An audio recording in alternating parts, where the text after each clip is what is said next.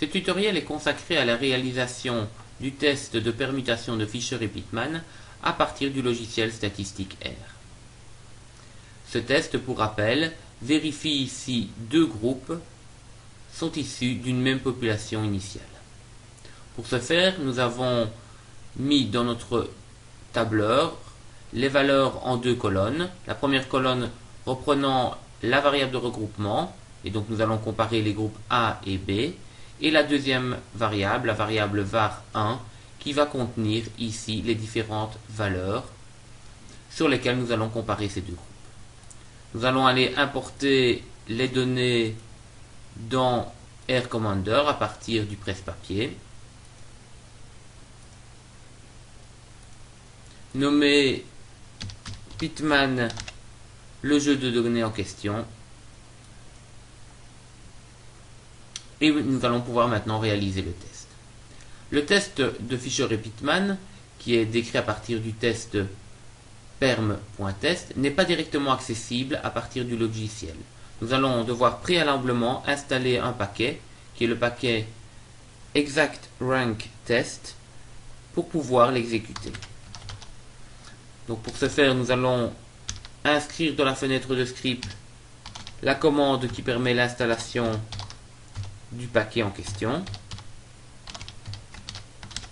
Il est très important de bien respecter les minuscules et majuscules. Nous soumettons ici l'installation du package et nous allons également l'ouvrir à partir de la fonction suivante.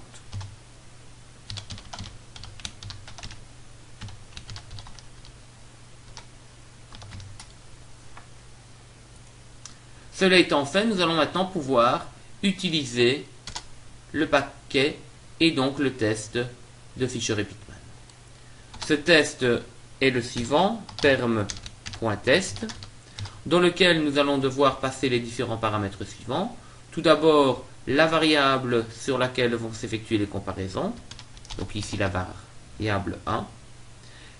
La répartition de cette variable, donc pour cela nous mettons un tilde et nous passons par la suite la variable de regroupement.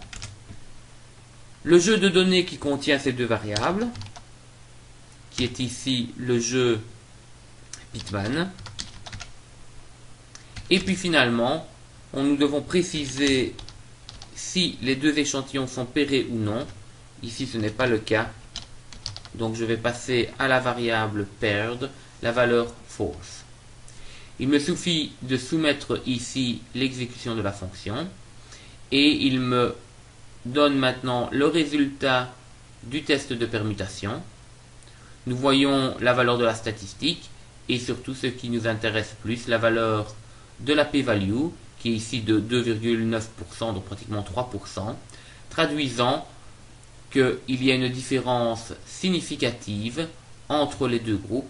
Et donc, nous pouvons ici rejeter l'hypothèse selon laquelle les groupes A et B proviennent d'une même population de départ.